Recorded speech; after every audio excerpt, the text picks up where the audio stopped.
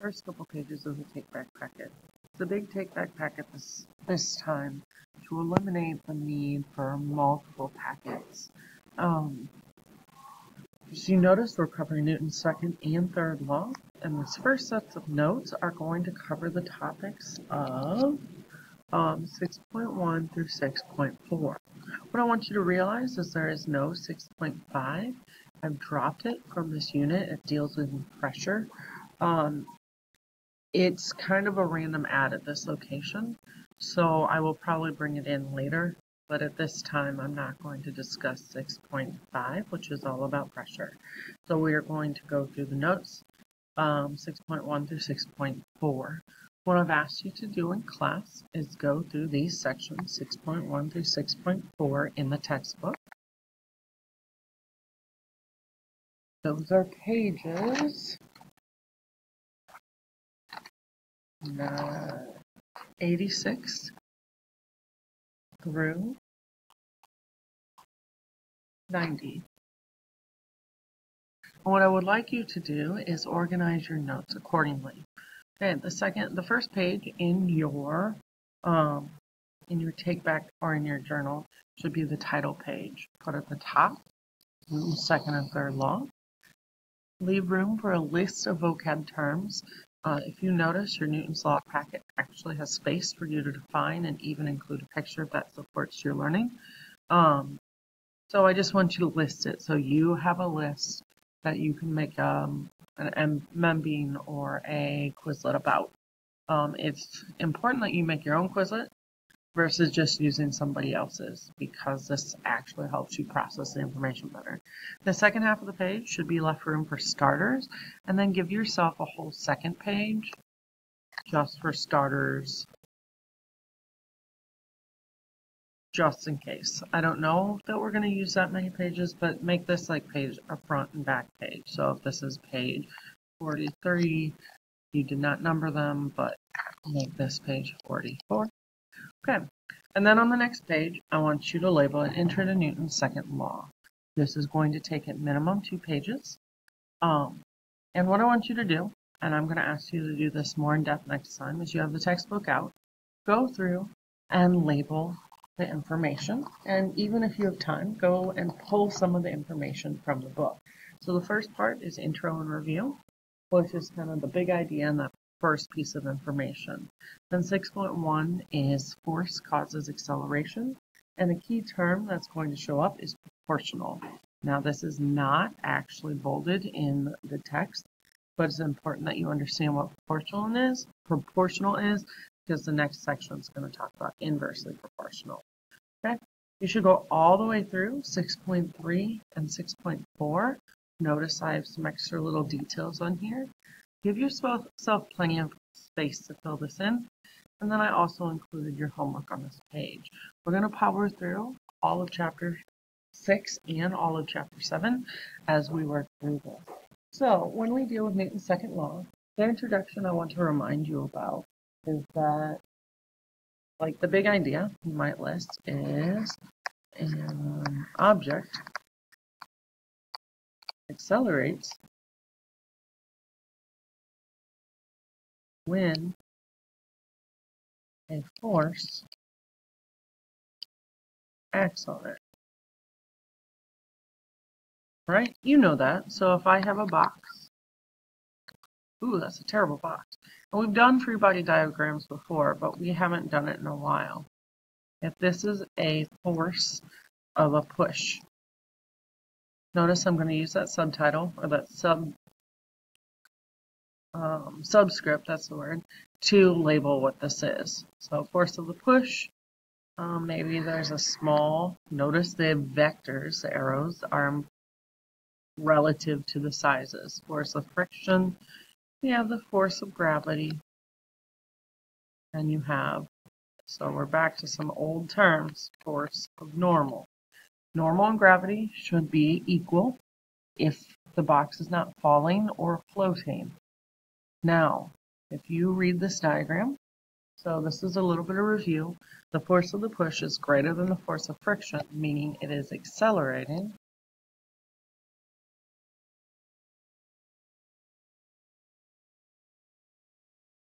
to the right. Okay? And we learned the definition of acceleration is equal to change in velocity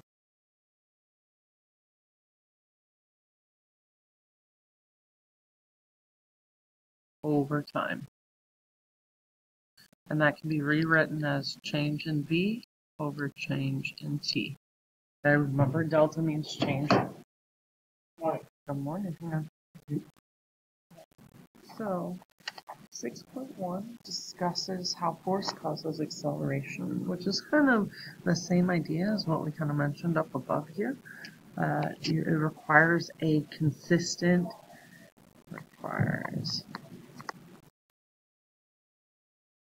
constant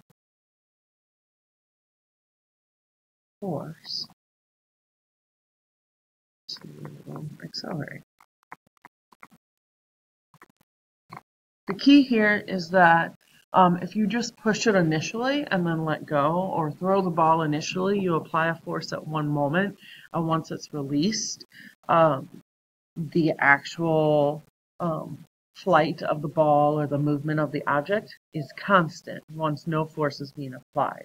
So if you're just throwing it or hitting a hockey puck, once the force is no longer being applied, that object will move at a constant rate. But if you are standing behind something and consistently pushing it, then you are forcing it to accelerate. And what's important to understand is that acceleration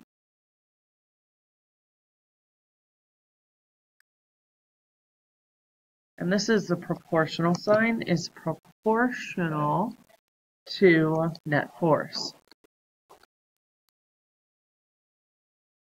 All that simply means when we're dealing with proportional is they're not equal to each other, like acceleration, but what it does mean is when acceleration goes up, net force goes up.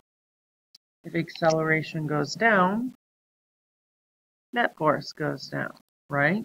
It happens in equal increments, but the numbers are not the same, which is why you cannot say they're equal. So anytime there's a constant force, it will accelerate. The key thing here is that an unbalanced, give myself a little bit more room. So bolded in the textbook says, unbalanced forces acting on an object cause the object to accelerate. So unbalanced is the key word. Unbalanced forces cause acceleration. That's key because the push needs to be greater than the friction. If they're equal to each other, then it's also a constant force. Okay, here's another, I love this chapter because it's very logical. Mass resists acceleration. The heavier you are, the harder it is to move you. Heavier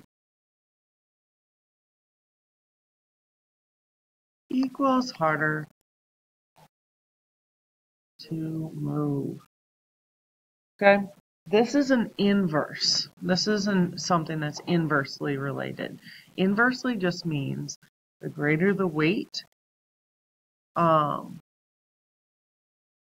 less the acceleration. Mass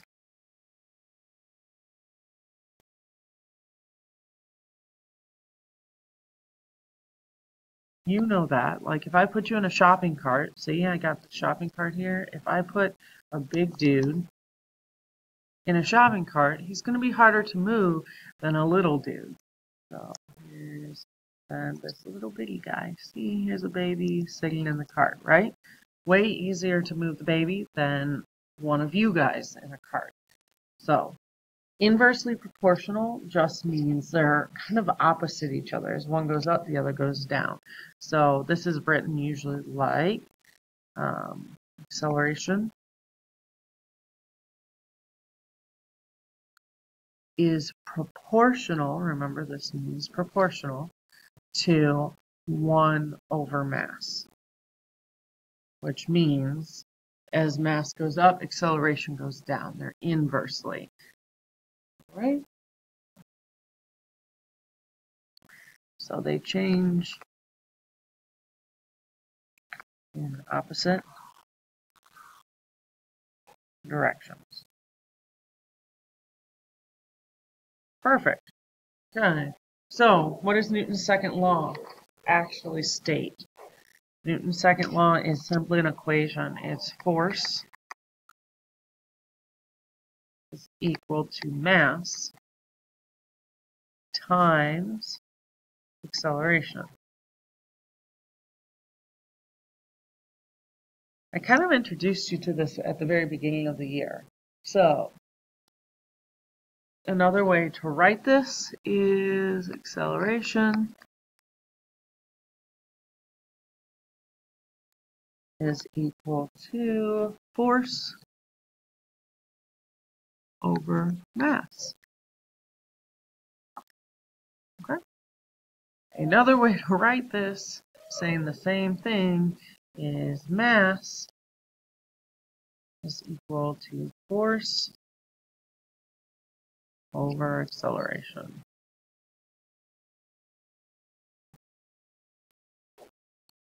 Right?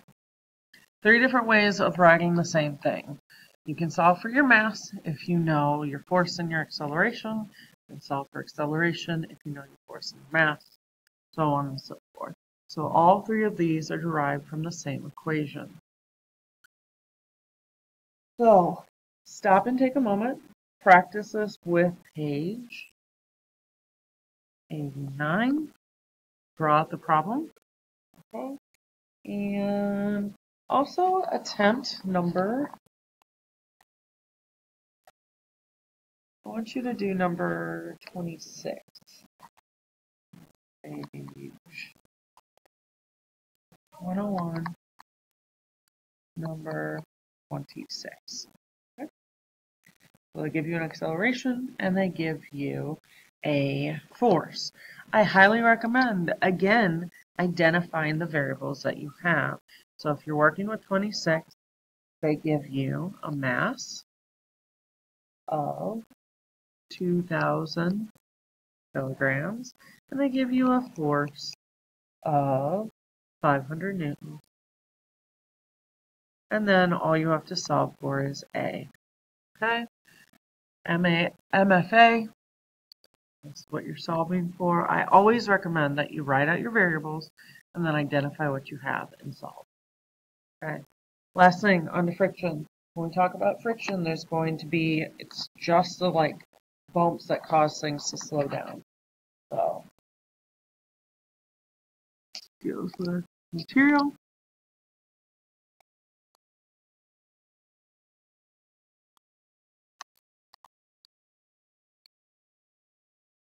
That slides together.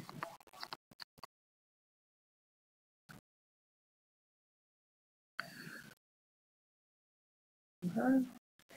So deals with materials that slide together and speed. Okay, so the 2 different ways that you're going to deal with friction are with fluids. Fluids include gases and liquids.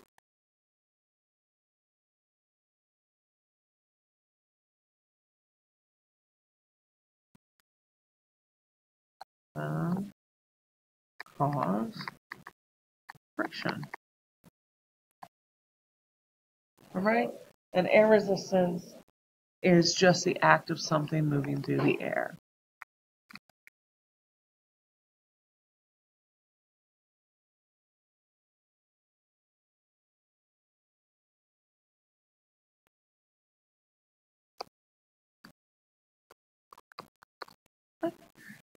So, knowing these things, practice, complete 1 through 9. So on the next page, probably complete 1 through 9 odd in the textbook.